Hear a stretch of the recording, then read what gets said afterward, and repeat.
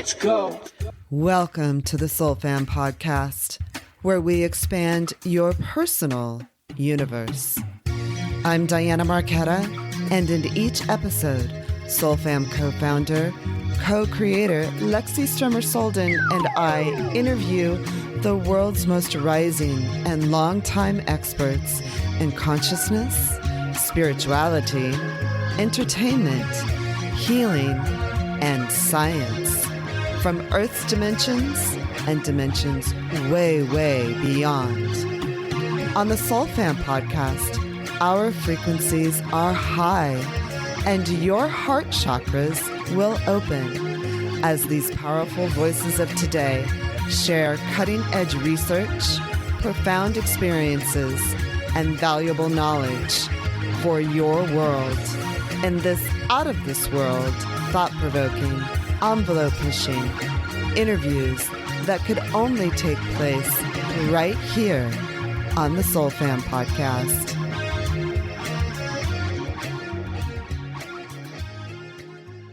Welcome to the Soul Fam podcast. It's Diana and Lexi, and we are super excited to welcome director, actor, writer, stuntman, and stunt coordinator Lee Whittaker, whose movie, Aimee, the Vigilante, do I have that right, Lee? That's correct.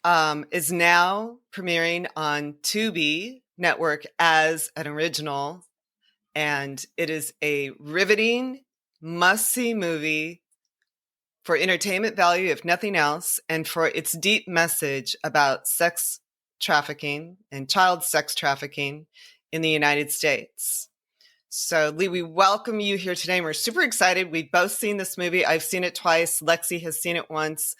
And this is a slight step away from what we normally talk about. Well, we talk about all sorts of things on the Soul Fam podcast, but we felt super inspired by your movie and your message. And I think it's a very compelling topic. And the way you conveyed this also is very timely and a really gripping way to talk about sex trafficking. So we're super excited to welcome you here today. Can you tell us a little bit about your background and then how this all kind of came about? Sure. Thank you so much for the warm introduction. I really appreciate that. I'm excited to be here and talk about this. This is a hot button topic, and it has been for a couple of years now, with the whole Epstein thing and Maxwell kind of popping off. And then, of course, Sound of Freedom did so well this past summer. I've been with this topic for 10 years now. I've been with this film itself for 10 years. It's taken that long to get this off the ground. Just because it's something that nobody wants to touch. Nobody wants to get involved with. When they hear the word sex trafficking, especially child sex trafficking, nobody wants to get involved. Because we went after some really big A-list actors. And we got shut down pretty hard by their representatives, which was very unfortunate. But that's okay. How did I come about this? It kind of was brought to me. I just got off a film festival circuit from my first short film called Catching Fireflies. And that was about homeless children. And it did so well international. And word got around about this, my film Catching Fireflies, and this person contacted me and because it had involved children. And she was like, hey, do you know about child sex trafficking that's going on here in America? And I'm like, what? What are you talking about? I mean, I know there's trafficking going on overseas and underdeveloped countries, but not here. And she lifted the veil over my eyes. And it was one of those moments in life where you knew no matter what, you had to do something about it, or you had to use whatever skills that you've been given to voice it and get it out there. You had to do what you have to do, right? And as for somebody who's been in the entertainment business for a long time, I started as a stunt man and worked my way up on some of the biggest movies. But as I started to transition into my writing and directing, when this topic came in, I was like, I have to do this, and I have to be a part of this, and I got to shed light on this epidemic.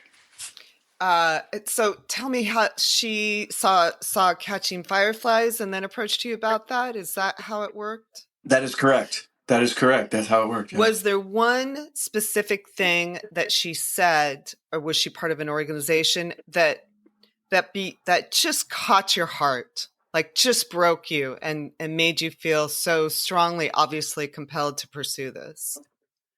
I think well, the woman her name is Kara Myers, and she's my writing partner for the film. And I think it was more of coming off of Catching Fireflies is about a topic that people also ignore and look the other way.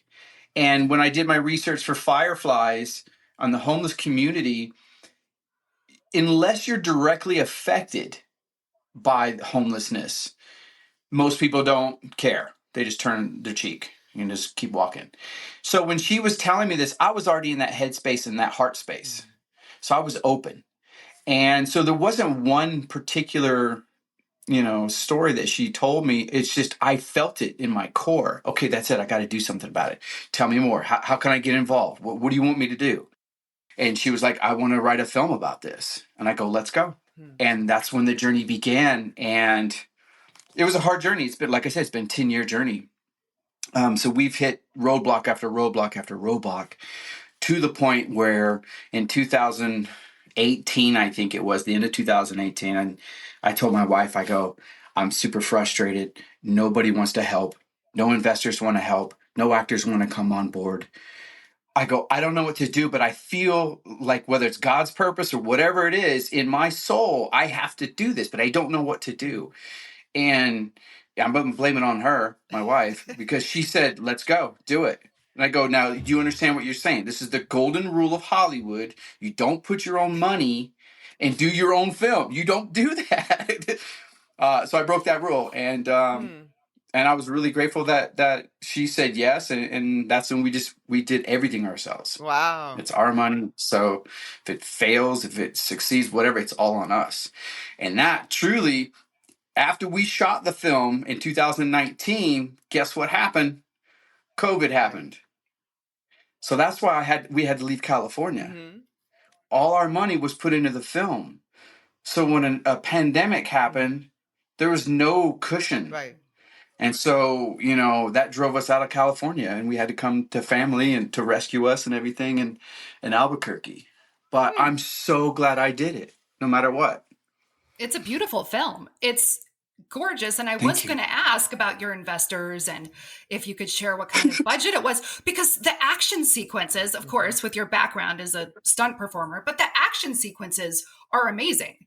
I mean, did you do that? I don't know what you call it, that stage combat choreography for all of these yourself? Or it looks like, you've got people flying through walls. You've got these insane martial arts street combat-y kind of fights. And it's amazing that you could pull off an action thriller like this that also means something with your own money.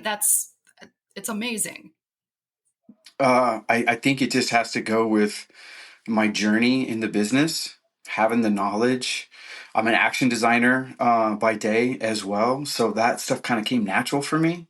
Also, understanding budget and budget restraints. Okay, how can I make this happen on a level that can be competitive to what people are used to seeing, whether it be on Netflix or in the theaters and stuff like that. So that kind of came really natural for me. But I remember being on set in the Afghanistan sequence, and I'm shooting sky, and I'm landing on my actress in Afghanistan, and my cinematographer's like, "What are you doing?" I go, "No, there's these helicopters, and they're crashing in." He's like, "What?" I go, "Just trust me, man. It's gonna be great."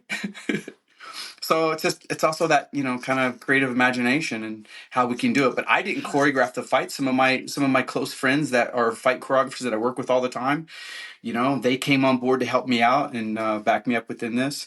And same with all the stunt performers. Amazing. So for those who don't know this story, can you share? Give us some storylines. Sure.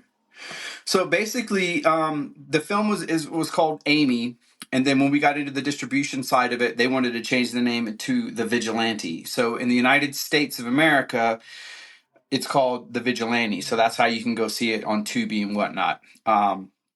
So this story is about child sex trafficking going on in middle America suburbia.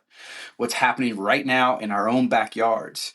And basically, this story is about a special operator or spec ops Marine who, on her last tour, her last day, is coming back from Afghanistan. And when she's on her way back, her little sister's supposed to pick her up, and she doesn't pick her up. We come to find out that she's been taken or she's lost. And then when the police get involved, they're like, "Hey, well, we think this is she's probably been trafficked and she's taken," and so on and so forth. And so the sister, coming fresh out of Afghanistan, out of a war zone, is catapulted into a war she never thought she would, ever be a part of, and that's in America. And it's this war on child sex trafficking and people taking children and doing what they're doing with them. And her impatience of trying to wait for the system to catch up to try to catch these guys. And she kind of just, does it herself and recruits her old partner from the military as well. And they together are going after her and trying to, find her little sister. So is that to show a little bit about PTSD as well? We thought that was an interesting storyline that you brought up as well. Because it's like, well, Jess might be a little bit off and going after these guys, right? Is she still is she on the edge? And then how she experiences the recall of the events in Afghanistan where she was, caught. Explain that, why don't you, about her experience in Afghanistan? My whole family was military, and so I was brought up with military and stuff like that. And I think one of the biggest things for all of our veterans and soldiers is coming back into society and trying to reacclimate. And on her last tour there was a situation that happened that was so horrific, and it haunted her, which has been going on. She had, IEDs, which most people know about, improvised explosive device, was strapped on a child. And this has been going on since the Korean War, Vietnam, and all that stuff that a lot of these people will do, and they'll send the kids out. And you have to make a choice. And she struggled. I mean, she's a sharpshooter, and she's tried to shoot around to scare the kid, and that didn't happen. So there's a traumatic event, and she's left with that for the rest of her life. So within hours of that situation, she's on a plane coming home. And so she's trying to get acclimated back into society with that. And her sister's now been abducted. So she's pretty haunted. Mm-hmm. And for me, with the character, I love conflict. Mm-hmm. And because I feel like us as human beings in normal life, we all have our own issues that we're going through. Nobody's, protected from anything. No matter what it is, we're all human. We all got our stuff going on. And for me, I wanted to compound all this conflict in her and try to make that struggle something real that we can get behind, as an audience. It's sort of interesting that her experience in Afghanistan, which I understand this is a film, but that happens every day. And then the experience at home with Aimee really reflects almost a war on children. That's correct. And that's 100% correct. And I was curious, is that part of your message as well? Or did that sort of accidentally happen? I mean, I don't know if that was subconsciously. I mean, I would love to pat myself on the back for that, but I don't think that I did that. But that sounds really great. But it really is. I'm just going to go with it. But it really is. It is a war on children. And it's our children. It's not looking at it from a distance. And that's the thing, and when you look at this movie, it's in your neighborhood. Yeah. And wherever you are, I don't care if you're in California or Oklahoma, it's in your area. It's there. And it's just trying to understand the signs and see what's going on. And I think our responsibility as parents, number one, is crucial to make sure that we're involved with our children so that our children don't become introverts, they don't become targets.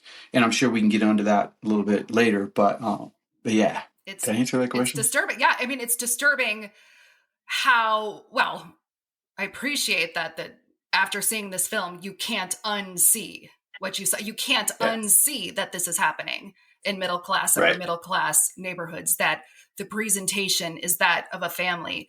I think there was, during one of the scenes, there was another holding house, I think, was located, and Mm-hmm. one of the little girls, approaches a neighbor, and she's like, "You looked the other way for 5 years. We waited for somebody to notice."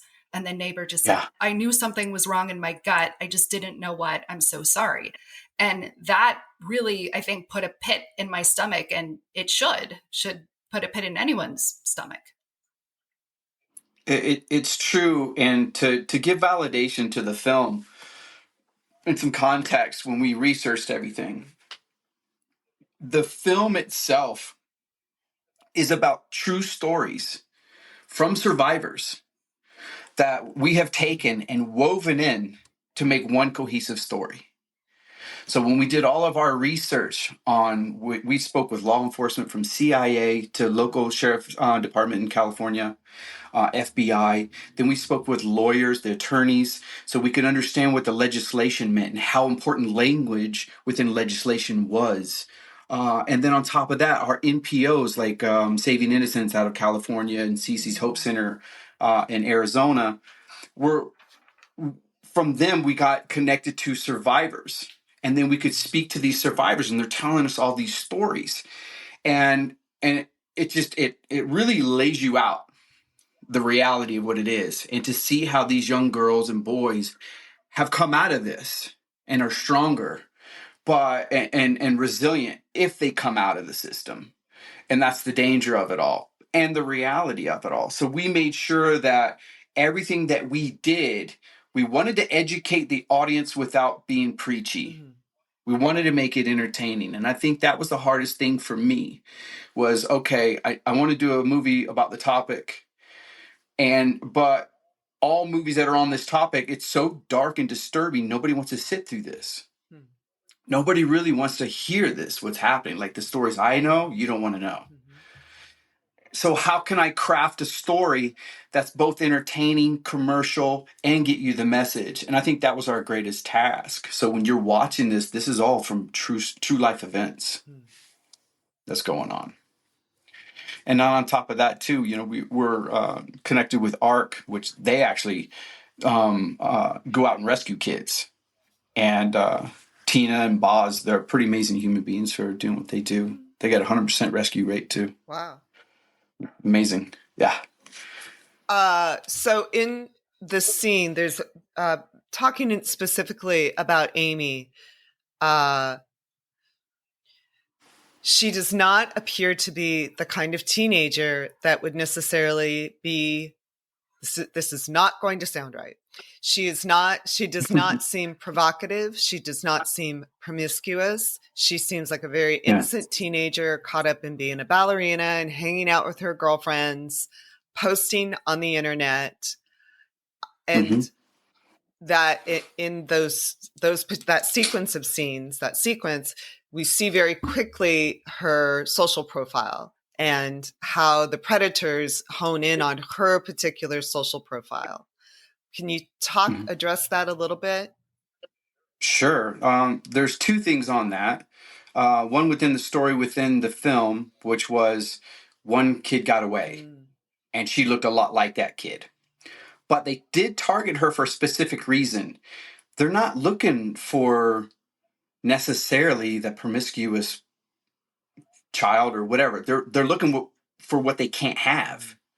So when you look at the progression from porn, right, and how porn, you get desensitized. These people get desensitized, so it keeps getting more graphic, or more younger and more younger and more younger, because it's that endorphin that these people are wanting. So when they want what they can't have a lot of the times, and that's the disgusting factor on it. So for her being that innocent girl next door kid, that's big money. That's big money.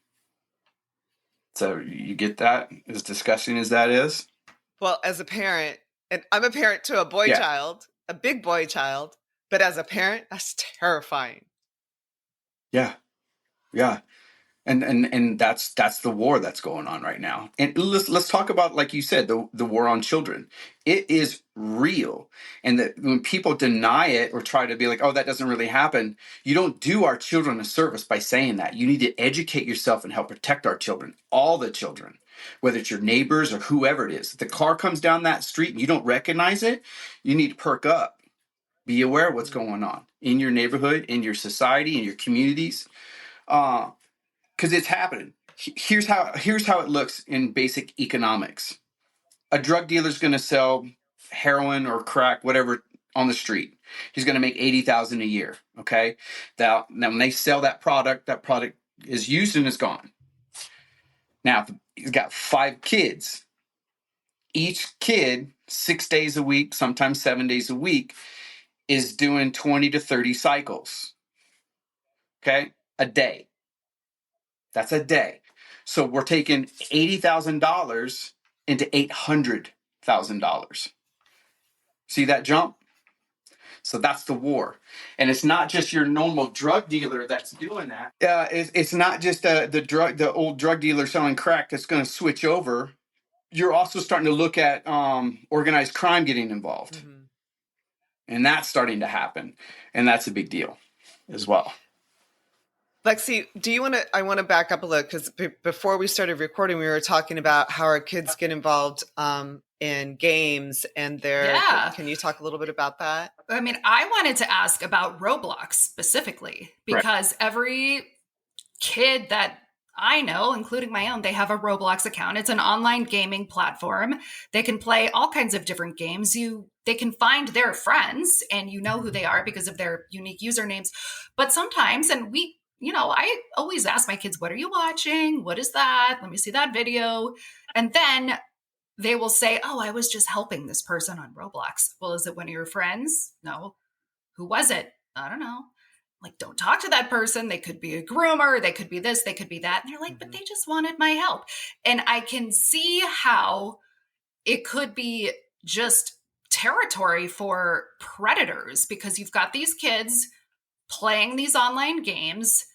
And when somebody, you don't know how old they are, anytime they're asking a child for help, that is just a red flag right there. So did you, in your research, did you talk about any specific social platforms or Roblox, or is it just all of them? It's just all of them, to be blunt. And here's what it used to be. It used to be a lot more simplistic. Like when we were kids and our parents said, don't talk to strangers, right? It's simple. Car, van, you want candy, little kid. No, absolutely no, you run away. But it's different now. It's the same theory. It's the same coercion, but it's in that different form now. It's so much easier for them. So they can get in there and then coerce, they can groom, and they'll take their time. But the problem is with it will turn into something else, which each one of these devices has a tracking device hooked onto it. And a lot of those games have a tracking device on it, unless you disengage it, so they can find out exactly where they're at. It's a big deal. Yeah, you definitely want to write that down. Yep. I didn't even think about that. Note to self.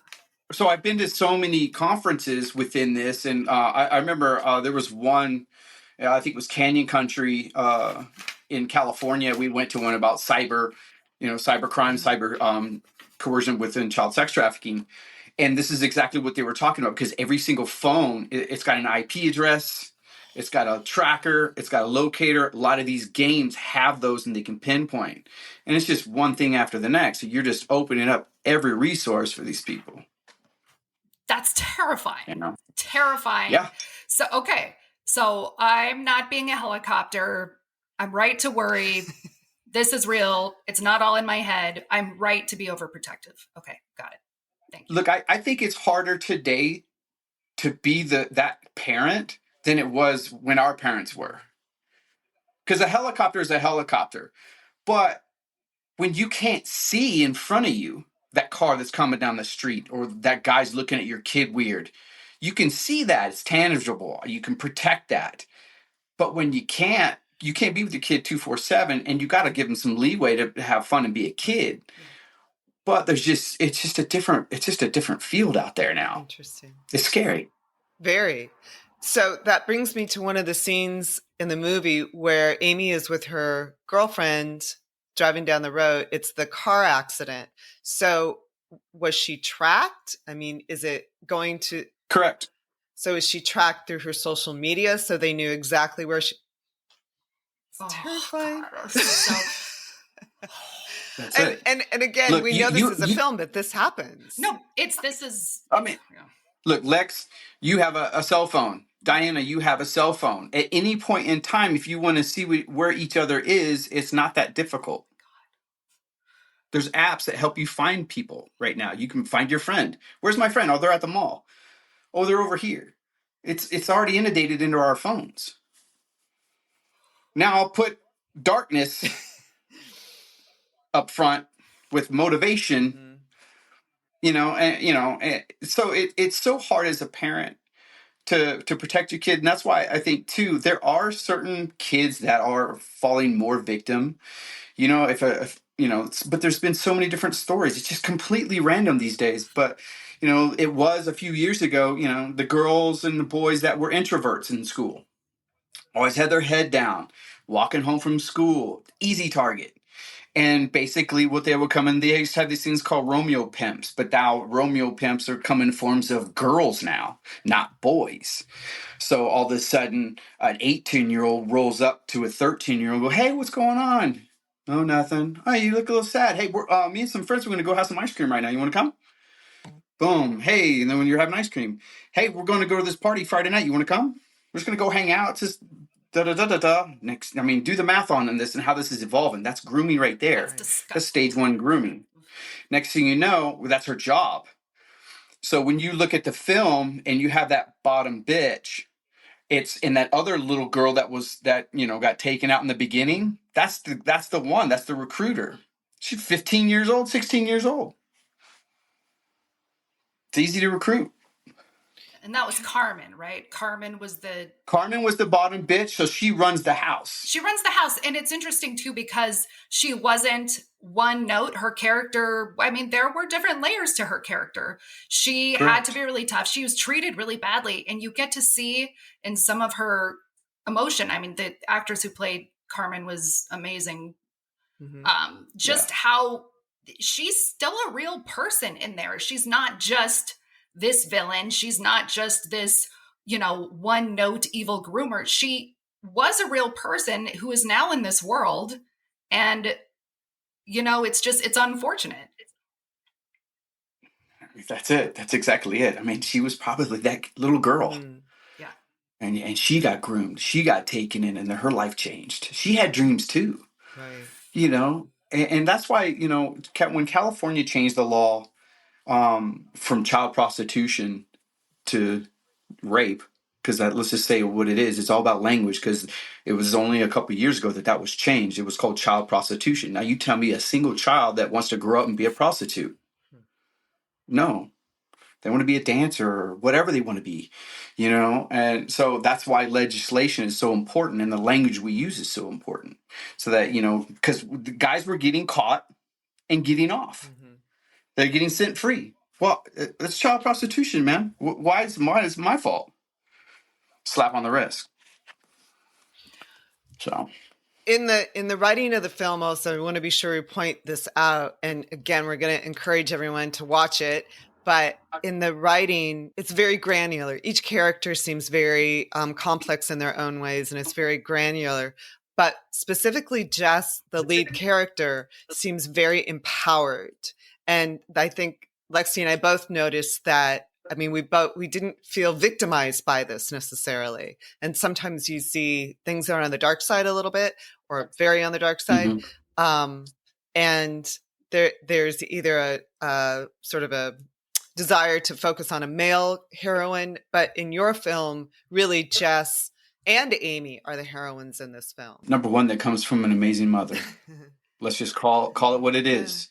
My mom is such an amazing human being, unconditional, strong woman, and through all her life challenges, as she goes into new challenges in her life now. And for me, originally it was a male.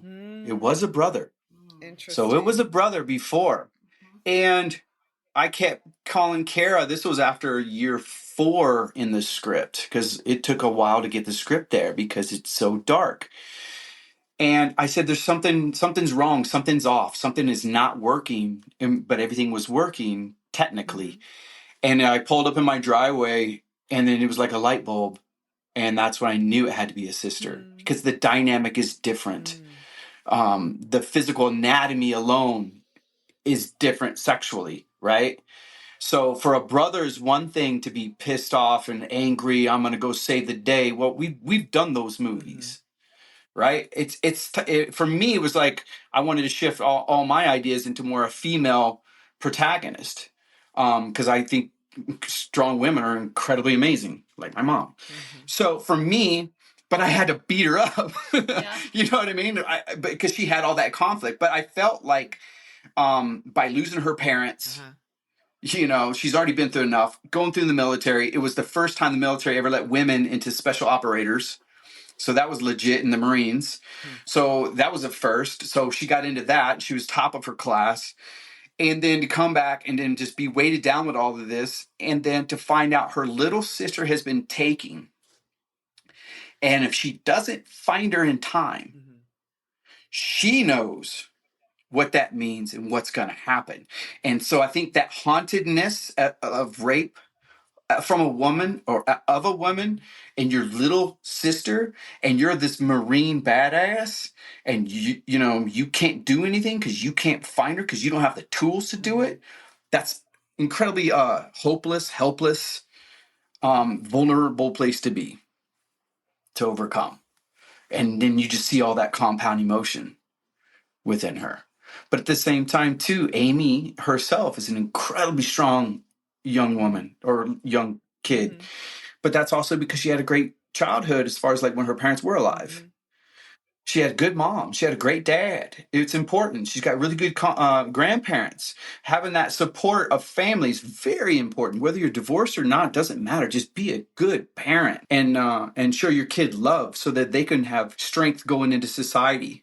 Because she becomes an influence to those other girls that are in the room. Yeah, I thought one of the things I loved was that, you know, sometimes in action movies where, you know, the unlikely hero is suddenly doing all the martial arts and kicking ass and it doesn't really make sense. And you're like, well, how did they learn to, but this does make sense as a, you know, as a veteran and somebody with this training. And it's really interesting because I was thinking to myself, I used to work with a client and she was a decorated veteran, a former Marine aerial gunner who was in a helicopter crash and lost one of her legs. So sometimes what happens, obviously, I mean, I don't know. I personally have never been in the military, but just trying to set up little things and help her with speaking engagements or getting, you know, beer donated for her events. It's not just that you come back and then you deal with your problems and then it's over. It's always with you. But she's so freaking strong. Aimee reminded me a lot of this client because no matter what, no matter how vulnerable they are at times, they are still that freaking badass and they will kick your fucking ass and you better watch out. And this is the wild woman archetype and you better watch out because she's going to fucking take you down. And I loved that so much. It felt so good to see a female. You gave me chills. I loved that. Like, where did you find her, this actress? My casting director found her because, like I said, I had approached some A-list talent who I thought would be really great for the part. And they laughed in our face, and it was a very uncomfortable experience, to be honest with you. And if I ever meet that actress, I'm going to let her know how disgustingly rude her reps were to me. It was very disheartening. But anyways, it was a blessing in disguise because Lisa Pantone is my casting director, amazing human being. And she found Jet was doing a film in Austria. And she's like, you got to meet this girl, Jet. You know, we'll set up a Skype interview. So I set up a Skype interview with her. And it was instant. And I read her right there, you know, kind of like we do now, virtually everything. And I just knew it. I just knew it. And so she came over and she picked up the fight stuff so good. And she literally, the movie she was doing in Austria, she was a princess in a period piece. Oh my God. You know? So for her to then just come into me and literally I'm throwing her in the hot zone, you know? And she was just amazing to encapsulate everything of what was going on. Because there was so many layers. But, you know, you're also right, too, is like, she is a badass. And that's why I had to start in Afghanistan. I had to show the audience. I can't just tell the audience. And I don't like training montages because I think that's so 80s, you know. Let's just get into it. And for me, I like opening up in the middle of this shit. And you do, and you see her right away, and then something vulnerable happens, and then you're starting to see the layers within this character who is a badass. So when she does come home, her PTSD that's affecting her is actually getting in the way and could risk her and her partner's, you know, chances on even finding Aimee because she's so unstable mentally, because she's still dealing with this, you know, the echoes that happens. And I think that all kind of comes down, and, you know, and next thing you know, she's in the water, she's drowning. Right. It's showing how vulnerable she is in the triggers. She's very good at sort of showing her vulnerability while still being extremely stoic. So she didn't have to verbalize a lot of that. It just was really plain that, and then of course the way you edited and did the sequence so we could see what's sort of happening in her mind and what her mental struggle is. And understanding that the triggers of PTSD are very present, you know, very in the now moment. It's not necessarily just in your dreams or, you know, not being able to sleep. There's things that happen on a daily basis that trigger that kind of PTSD, traumatic PTSD. I got that from my grandfather because he always told me a story that it was after the Korean War, and they were on vacation in Hawaii. And they had rented a car, and they're going up one of the mountain roads, and he kept running off the road.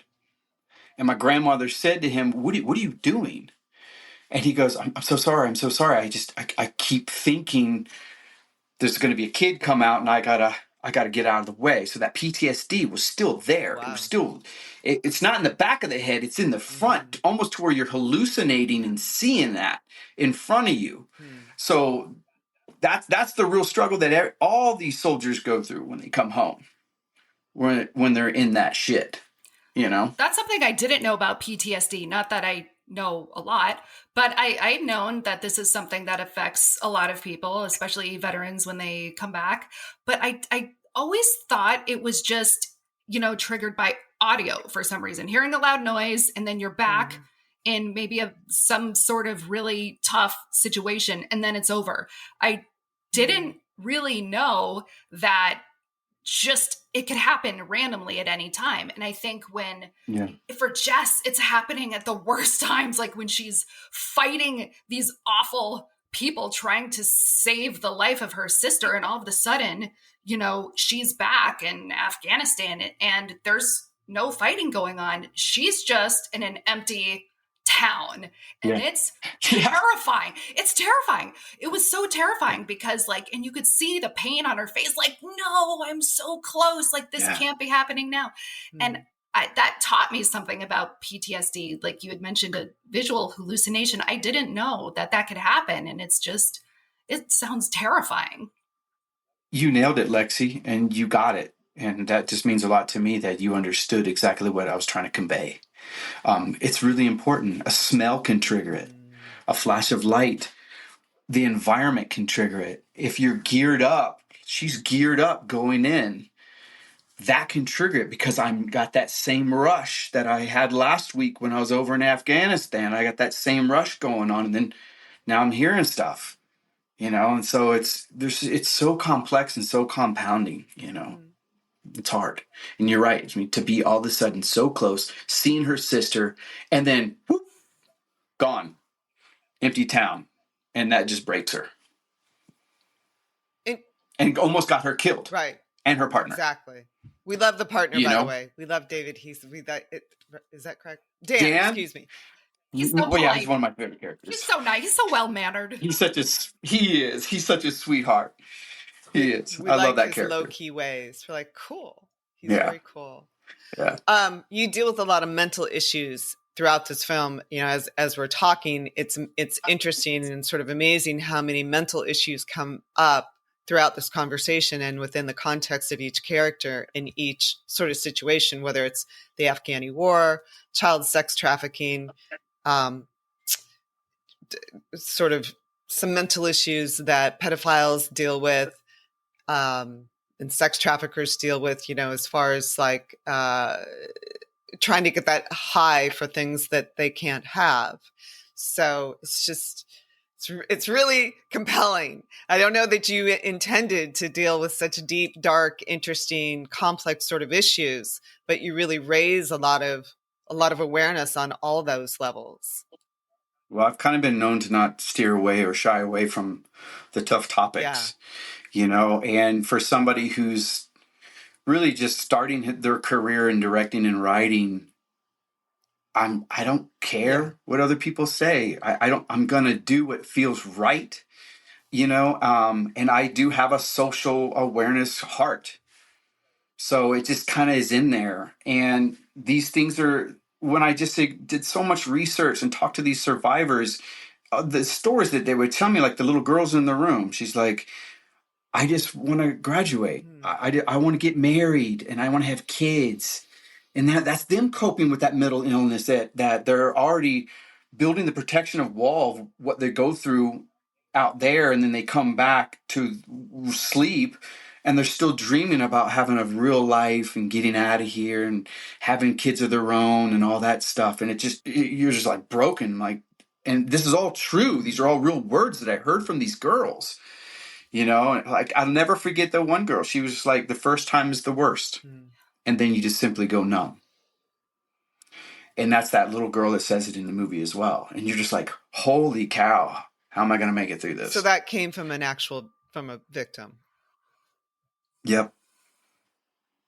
And then I look at the flip side too. So we were shooting the sequence when Aimee was being purchased, right?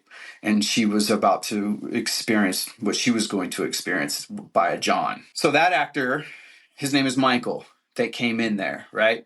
He looks like your banker, your manager at a store. And that's what these guys are. They're just normal people. They're the guy next door. And so the problem is when, again, you get into legislation, you get into the courtroom with a jury and they see that person, they don't get convicted because they don't look like a monster. And that's the problem. Dahmer didn't look like a monster.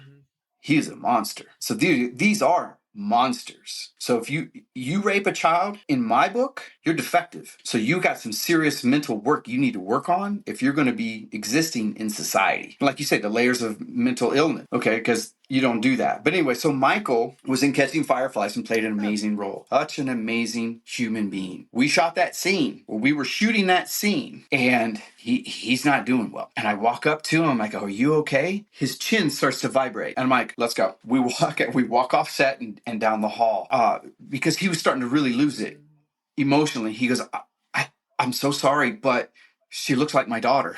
And this is the actor having a hard time just being the character because it's triggering him, right? And so I'm going to sound like a real asshole right now.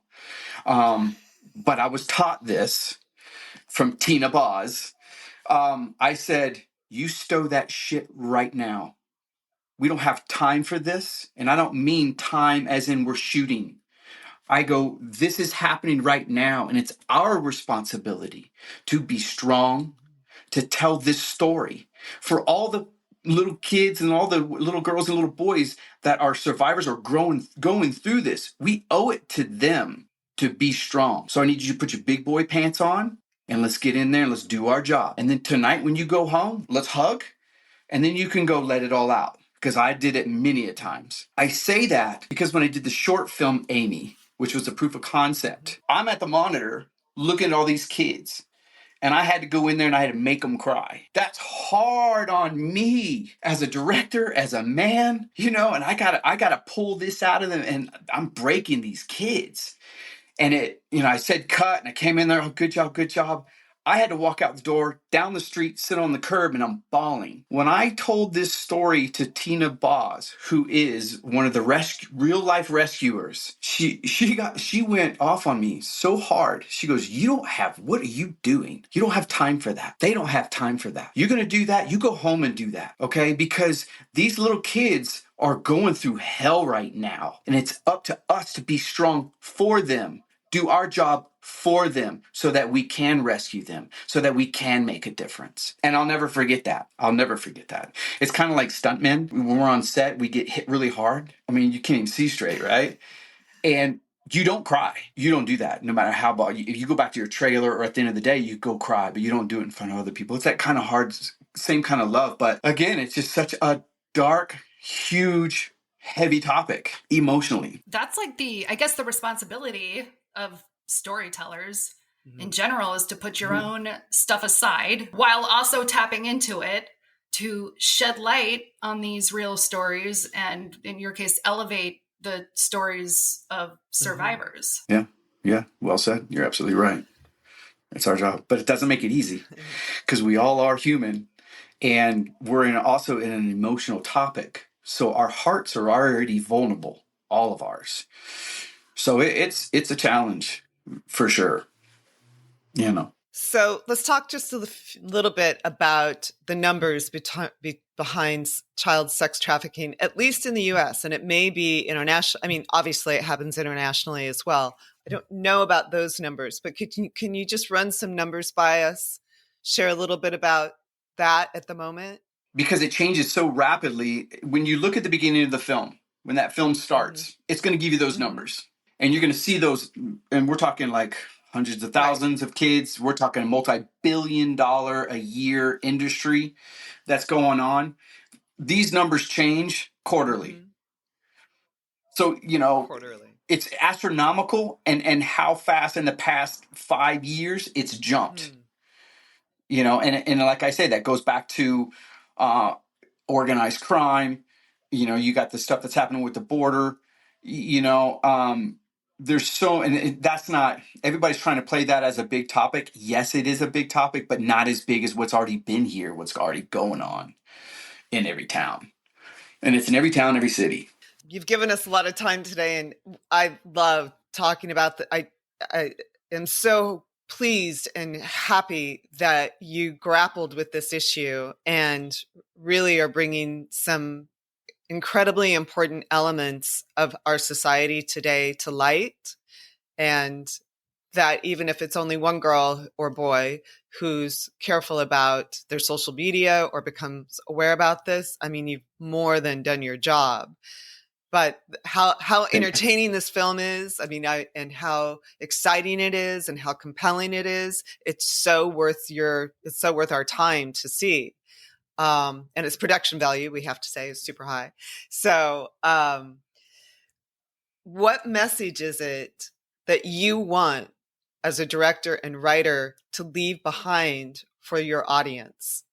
I think in a way, I just want to haunt you into reality, and I think it's just bold in that form. Look, I'm a very poetic person, whether it's violent and action on screen or it's something completely romantic. That's just who I am.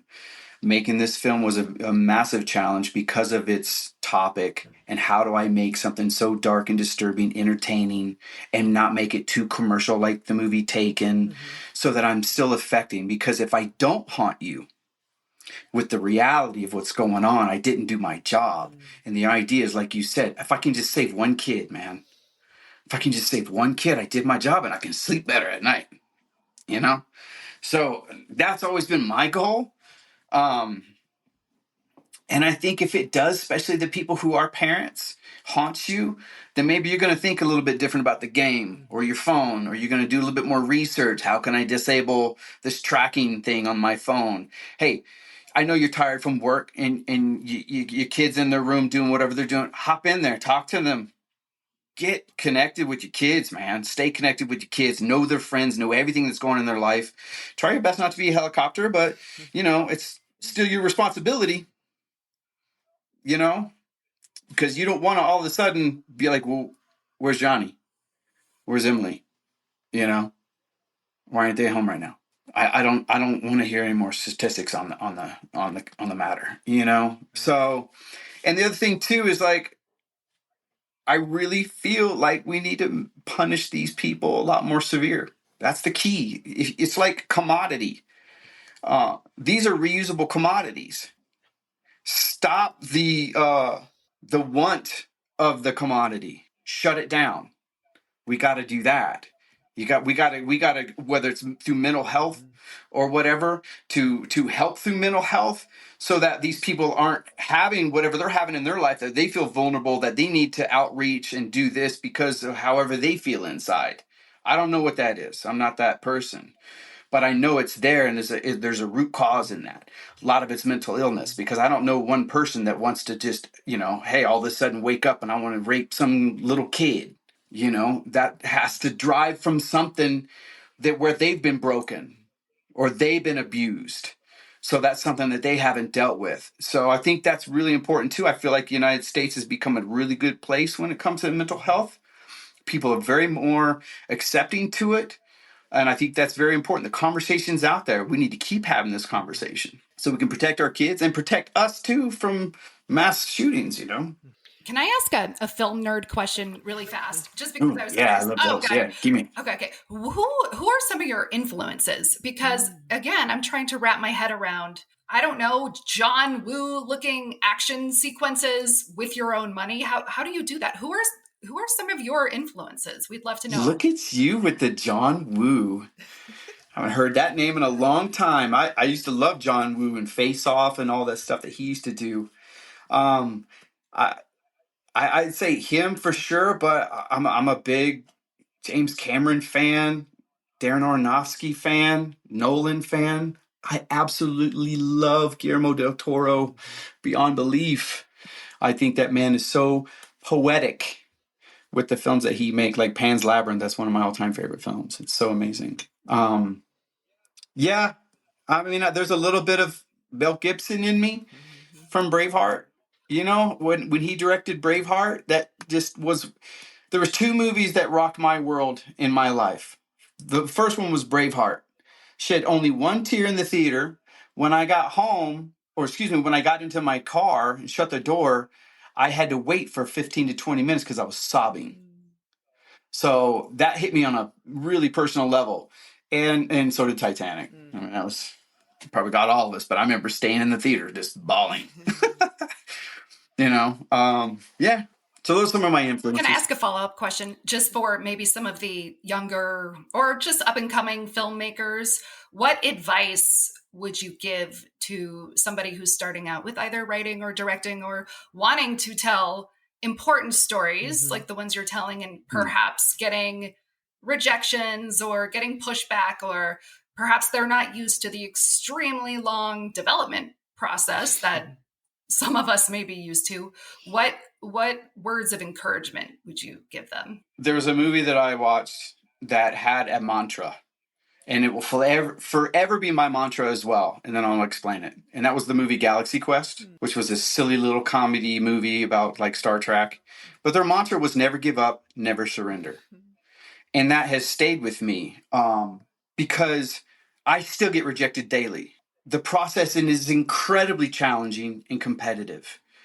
And do not ever think for an ounce that it's going to come fast or it's going to come easy. You have to work hard at it. There's going to be sacrifices that you have to make, but never give up, never surrender, and take the negativity and throw it away. Meditate, whatever you got to do so you can continue to be a positive and creative person, because you could change the world. Because through media, the medium of entertainment, you can tell stories that will affect magnitude of people, and then you could possibly make a difference in society. I mean, that's what I'm trying to do. Yeah, this took 10 years. My next movie, I've had it written for a long time too. Still trying to get it going on, but just don't give up. Don't listen to anybody. That's the advice. Ooh, now I have chills. Ooh, sweet. Yeah. I mean, I literally, and as a writer too, I'm so grateful for the craft of writing because we went through COVID, and then now I'm in through a massive strike from Writers Guild to Screen Actors Guild. It's been really hard, and thank God I have writing that I can put my energy into creatively. And that's been really good for me mentally, for my own mental health lately, because I'm writing my first manuscript, my first book. So that's been really good. Everything that happened on October 7th, watching the news for a week was destroying me. So what did I do? I went and I wrote something for 9 pages. I had to get it out, but that was a great outlet that I had to do. So that's, I think, also taking care of your mental health is super important. Super important. And physical too. Exercise is important, man. Yes, I was a stuntman and an athlete, but the endorphins of even just doing yoga are so important. So important for this. For our times. Yeah. How did you end up on Tubi, by the way? And tell us where we can see the film. Where else can we see the film? Sure. So Tubi, we've got really blessed and lucky. We got a sales agent with Octane Media, and they were selling overseas. It was still Aimee. Mm-hmm. So overseas, it's Aimee is the title of the film. So it's playing in so many territories meaning different countries. And then here, they sold it to Saban. And so Saban became our distribution company here in the United States. And then they sold it to Tubi as an original, which was great. When I made the movie, I made it for streaming. I knew it wasn't going to be in the theater. Would have been great, especially off the cusp of Sound of Freedom. Yeah. But, but that's okay. You never know. But I was just really grateful that we got together with Saban. They sold it to Tubi, which is a great platform because it's free. Everybody can go see this movie. And for me, I just want you to see the movie. I might never make my money back. And that's okay. That's not why I did this movie. So the fact that everybody can go see this and it can touch you in a way emotionally, oh man, I need to get connected. Because you're a Google click away from getting involved with your local community on a nonprofit organization in regards to sex trafficking, rehabilitation of children, or anything like that. It's in every town, every city, there's people out there. So if you ever want to get involved, I encourage anybody and everybody to hop in on that. Is Tubi the only place we can see it right now? In the States? Correct. Because they just released it in September. Okay. Oh, awesome. Okay. So what usually happens is they'll go with one platform. When that expiration runs up or that contract term, then they'll go to the next, and then to the next. Because you see it on Netflix all the time. It'll jump from HBO Max to Netflix to Amazon and all that stuff. Right. So cool. Right now, you can go see it for free on Tubi. It's worth seeing. Very, very much worth seeing. And so, curious, what are you up to next? There's 2 projects. Well, I'm currently writing my first manuscript, and that is such a challenge because when you write scripts for movies, you're at a page count. You're like 91 to 97 pages. That's a tight script, right? I knew it. I got to tell people to stop submitting 130 pages, for a script. I won't even read a script. If it's past 103 or 107 pages, I'm not reading. Wait, can you say that one more time for the people who didn't hear? If your script is over 103 to 107 pages, I'm not even going to read it. Thank you. And I'm only going to read the first 10 pages first. And if your first 10 aren't good, I'm not continuing. That's right. So the first 10 are the most crucial. Thank you. But anyways, I mean, it's different if you're going to do like some long period piece, but still, no. If you can't tell a story in this amount of time, then you need to go back and edit. Now, a manuscript is completely different. Oh my gosh. Now I'm looking at 75,000 words. I'm used to streamlining, and now I got to bloat everything. So it's a new challenge for me as well at the same time. But next projects, 2 of them. One is called So I Paint. And I cannot wait to do this movie. It won Best Screenplay in Paris. And it's a charming, romantic film about love. And takes place in Budapest. And my protagonist, it's called So I Paint because she paints as her way to vent, you know what I mean? Like, some people write in a diary, some people meditate. She paints, that's her outlet. But she's blind. Oh, love it. And she meets the cute meet, the boy on a train and heading to work. And he's deaf.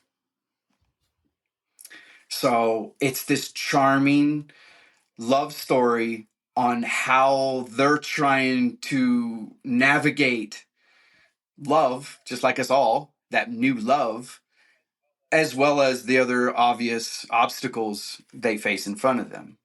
And she's in turn, one of her friends at work finds out that there's a surgery that could possibly bring back sight. And that's a conflict for him because he's like, you're perfect the way you are. Why do you need that? So that's the big crutch. But it's a beautiful story. And in my mind, like to me, I don't know if you ever saw the movie Amelie. Mm-hmm. It's a mix between Amelie and Coda and Theory of Everything. Interesting. Yeah. Wow. Yeah. Very touching. Yeah. So that's that one, and I cannot wait. And then I want to do Catching Fireflies, the full-length feature. We'll have to catch. And Catching Fireflies is like Pan's Labyrinth and The Bridge of Terabithia. So this movie's about a little 9-year-old girl growing up on the streets of Skid Row, LA, Tent City, with her addict mother, and how they try to navigate life on a daily.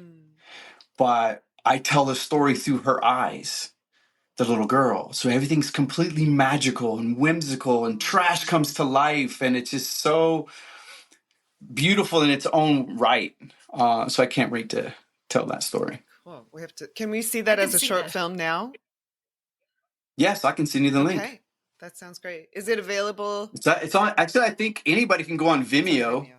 It's on Vimeo. It's Catching Fireflies. Great. Yeah. Okay. It won like 21 International Film Festival awards. Geez. Cannot wait for that. Yeah. Yeah. If people wanted to get involved, or if they want to contact you, or if there's an organization that you would like for people to contact with regard to sex trafficking, is there something you'd like to mention? 100%. So you can go to aimeemovie.com. That's Aimee, AIMEE, movie.com. We have a page there that has all of our nonprofit affiliations. So you can go, you can get connected there. You can see what's going on with the film, blah, blah, blah. But you can get connected with these NPOs. I encourage anybody and everybody who wants to get involved, please go do that, because they always need help. And that goes from NPOs that rehabilitate children, others that go out and try to save and rescue them, like ARC. They rescue children. They always need help. They also provide courses so you can get involved. You can learn a lot more from them as well. And then me, if you want to ever get in contact me for whatever reason, I'm on the Instagram under Lee Whittaker and the threads and all that stuff. I don't know. Are we talking about that company? I mean, it's still a platform. Right. You have to. I know. Yeah. It's like, yeah. No, I still love it too. I mean, I just used to really, really, really love it. And then it just got really hateful. It got weird. I still look at it sometimes. I look at threads. I look at X. I have to look. I mean, we work in entertainment. We have to look at all the things. It's true. I'm not a TikTok person, though. No, I know. I'm right. Yeah, that's my age coming through. I'm not. Yeah. We don't understand the TikTok. I don't understand at all, but whatever. It's so funny because I would be bagging on TikTok, yet I'm on Instagram Reels. I know. It's spending different. hours just laughing. It's different. I love it. It's different. And I try, for me, I try to tell kids, I try to tell my other parent friends, I'm like, I cannot look at TikTok. It makes me want to throw up. There's no order to the videos. It's completely random. I'm so confused. But on Instagram, I don't even know that. No, on Instagram, I'm like, but it makes more sense because it's Instagram. Like, there's no valid argument I have. I just like Instagram better. Oh, me too. Because, man, I learned how to make some really awesome food. and some amazing drinks and watching people doing funny stuff. It's hilarious. So yeah, I definitely like it. So cool. Well, we promote through Instagram, and then we'll be on. Sweet. We're on Spotify and iTunes, so everybody can hear this and see this on YouTube soon. So then we can talk. Talk some more about the film and help promote it, because we would love for more people to see it. Ladies, I cannot thank you and appreciate you enough. It really means a lot. It really does. And I just want to keep doing that. I want to make sure that we can continue the conversation. That's the goal. Thank you for joining us for this episode of the Soul Fam podcast. Be sure to tune into every episode, where we dive into a different rabbit hole of the known and unknown, to empower you in conscious living and exploration of the greater universe. We hope you leave each episode with a little stardust in your hair and inspiration in your heart. With love from your Soul Fam.